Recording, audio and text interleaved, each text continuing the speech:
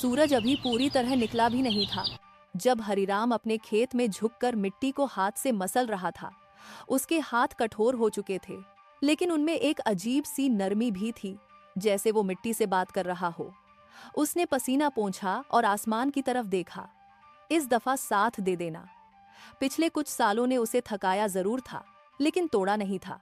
हरिराम ने इस बार सब कुछ दांव पर लगा दिया था। उसने शहर से आए एक पुराने दोस्त की बात मानकर नए तरीके से खेती शुरू की थी। बेहतर बीज, पानी की बचत और वक्त पर खाद। यह सब करने के लिए उसे गांव के साहूकार लाला भोगी लाल से कर्ज लेना पड़ा। बाबा, आज भी इतनी सुबह आ गए? उसका बेटा मोहन खेत के किनारे खड़ा मुस्कुराते हुए बोला। हरिराम हल्का सा हंसा। फसल खुद नहीं उगती बेटा, उसे प्यार और मेहनत दोनों चाहिए। दूर से उसकी बीवी कमला रोटी और प्याज का साग लेकर आई। बस करो अब, थोड़ा आराम भी कर लो, दिन भर मेहनत करते रहते हो। हरिराम ने रोटी का टुकड़ा तोड़ते हुए कहा, इस दफा सब ठीक हो जाएगा कमला। मोहन और छोटी को स्कूल भेजेंगे, नए कपड़े भी दिलाएंगे। कमला के चेहरे पर एक हल्की सी उम्मीद चमकी, लेकिन उसकी आंखों में डर भी था। बस भगवान करे इस बार कुछ बुरा ना हो। दिन बीतते गए। हरिराम सुबह से शाम तक खेत में लगा रहता। धीरे धीरे हरियाली फैलने लगी। छोटे छोटे पौधे बढ़कर घने हो गए। जब फसल ने पूरा रंग पकड़ा तो पूरा खेत सोना लगने लगा। गांव के लोग भी हैरान थे। हरिराम की फसल तो इस दफा कमाल की हुई है, लोग आपस में बात करते। एक शाम हरिराम खेत के बीच खड़ा था। हवा हल्की सी चल रही थी और फसल लहराते हुए जैसे उसकी मेहनत को सलाम कर रही थी। उसने आंखें बंद की और गहरी सांस ली। बस कुछ दिन और फिर सब बदल जाएगा। घर पर भी खुशी का माहौल था। मोहन सपना देख रहा था कि वो स्कूल जाएगा। छोटी अपनी माँ से पूछ रही थी, अम्मा, मुझे लाल वाली फ्रॉक मिलेगी ना? कमला ने मुस्कुराते हुए कहा, हाँ बेटी, इस दफा सब मिलेगा। हरिराम ने दूर से यह सब सुना और उसका दिल भर आया। उसने सोचा, इतने सालों बाद लगता है किस्मत मुस्कुरा रही है। लेकिन आसमान में कहीं दूर काले बादल चुपचाप जमा हो रहे थे। अगले कुछ दिन सब कुछ ठीक लग रहा था, लेकिन उस दिन शाम को हवा अचानक बदल गई। हरिराम ने खेत से घर लौटते वक्त महसूस किया कि हवा ज्यादा तेज चल रही है। कमला ने दरवाजा खोलते ही पूछा, आज हवा कुछ ज्यादा तेज नहीं लग रही? हरिराम ने हल्का सा सिर हिला दिया, हाँ, लेकिन शायद गुजर जाएगी। मगर रात होते होते आसमान बिल्कुल बदल गया। काले बादल इतने घने हो गए कि चांद भी गायब हो गया। बिजली चमकने लगी और जोर जोर से गरजने लगी। मोहन डरकर अपनी माँ से लिपट गया। अम्मा, यह आवाज। कमला ने उसे सीने से लगाते हुए कहा, कुछ नहीं बेटा, बस बारिश है। लेकिन यह सिर्फ बारिश नहीं थी। कुछ ही देर में तेज आंधी चलने लगी। पेड़ झुकने लगे, छत के कोने हिलने लगे। हरिराम का दिल घबरा गया। उसने तुरंत अपनी लाठी उठाई और बोला, मुझे खेत देखने जाना होगा। कमला ने उसका हाथ पकड़ लिया। पागल हो गए हो क्या, ऐसी आंधी में? हरिराम ने बस एक ही बात कही, वहां मेरी सारी उम्मीद है। मैं अंधेरे में भागता हुआ खेत की तरफ निकला। हवा इतनी तेज थी कि उसे चलना मुश्किल हो रहा था। बारिश इतनी तेज थी कि आंखें खोलना मुश्किल था। जब वह खेत के पास पहुंचा तो उसका दिल एक पल के लिए रुक गया। पानी का तूफान था। नदी जो आम दिनों में शांत रहती थी, आज अपने किनारे तोड़कर बह रही थी। हर तरफ पानी ही पानी था। उसका खेत, उसकी फसल, सब पानी के नीचे डूब चुका था। नहीं, हरिराम चीख उठा। उसने पानी में घुसकर कुछ बचाने की कोशिश की, लेकिन बहते हुए पानी ने उसे पीछे धकेल दिया। उसके हाथ खाली रह गए। बिजली की चमक में उसने देखा उसकी सारी मेहनत, सारे सपने, सब बहते जा रहे थे। वो घुटनों के बल गिर गया।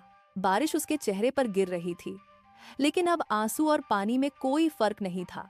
सुबह तक तूफान शांत हो गया, लेकिन जो कुछ बचना चाहिए था वो कुछ भी नहीं बचा। हरिराम धीरे धीरे घर लौट आया।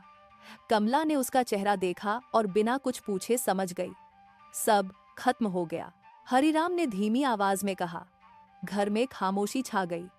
मोहन और छोटी चुपचाप एक कोने में बैठ गए। उनके सपने भी उस रात के पानी के साथ बह गए थे। लेकिन असली मुसीबत अभी शुरू होने वाली थी। अगली सुबह हरीराम भारी कदमों के साथ साहूकार लाला भोगी लाल के घर गया। उसका दिल धड़क रहा था, लेकिन उसे उम्मीद थी कि शायद थोड़ी मोहलत मिल जाए। लाला जी, उसने झुककर कहा, इस दफा तूफान ने सब कुछ बर्बाद कर दिया। थोड़ा वक्त दे दीजिए, मैं काम करके आपका पैसा चुका दूंगा। लाला भोगीलाल ने ठंडी नजर से उसे देखा।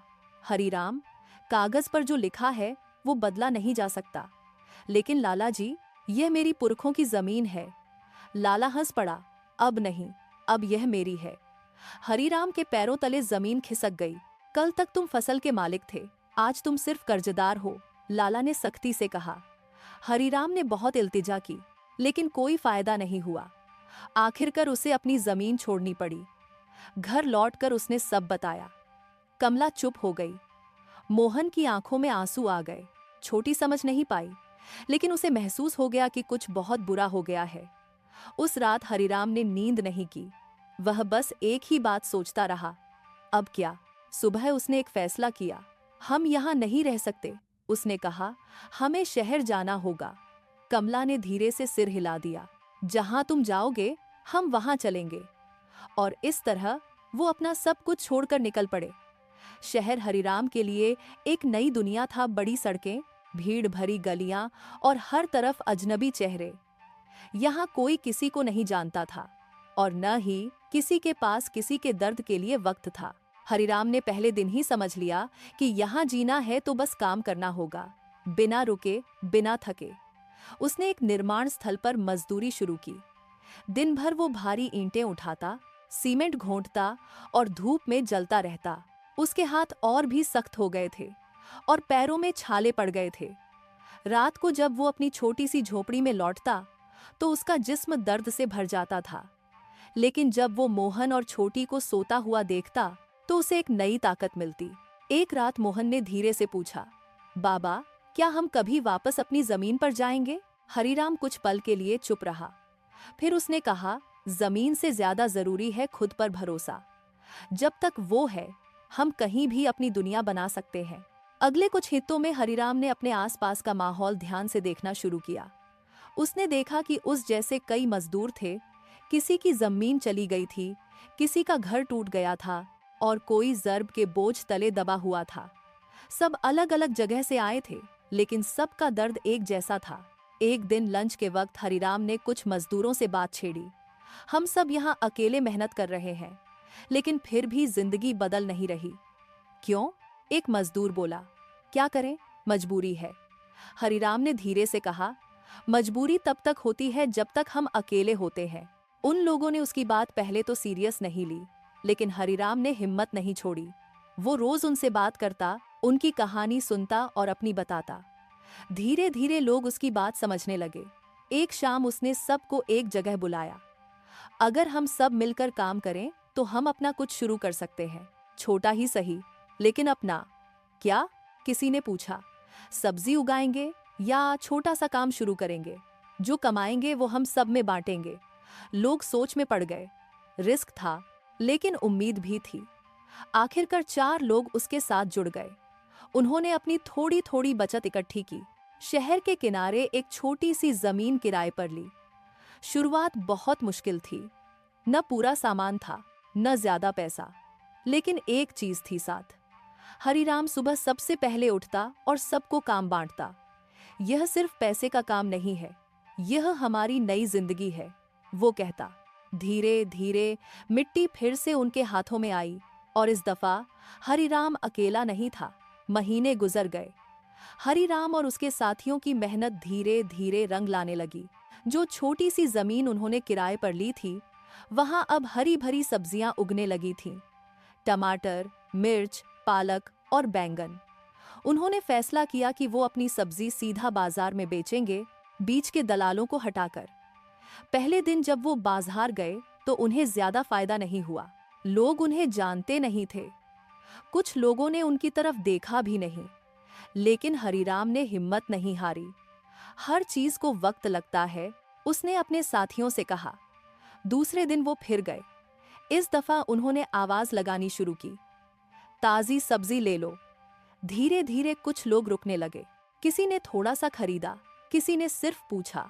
एक बुजुर्ग औरत ने सब्जी खरीदकर मुस्कुराते हुए कहा, तुम्हारी सब्जी में असली मिट्टी की खुशबू है।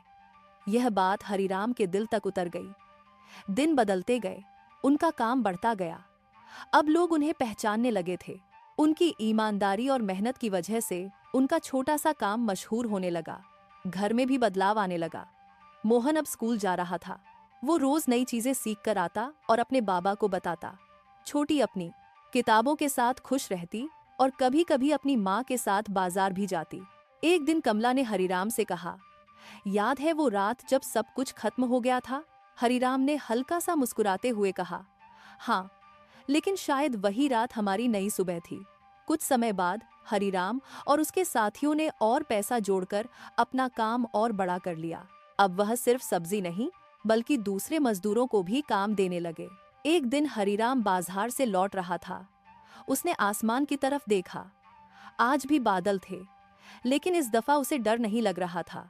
उसने धीरे से कहा, तूफान ने मेरी जमीन ले ली थी, लेकिन उसने मुझे मेरी ताकत दिखा दी। कमला ने उसकी बात सुनी और मुस्कुराई।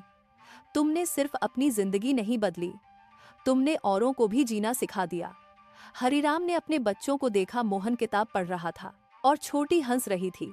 उसने महसूस किया कि असली जीत जमीन या पैसा नहीं होती, बल्कि इज्जत, हिम्मत और दोबारा खड़े होने की ताकत होती है।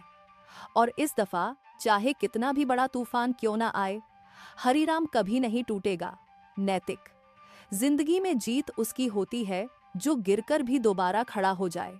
दिल को छू लेने वाली कहानियां P+ टेल्स के साथ जुड़े रहने के लिए धन्यवाद।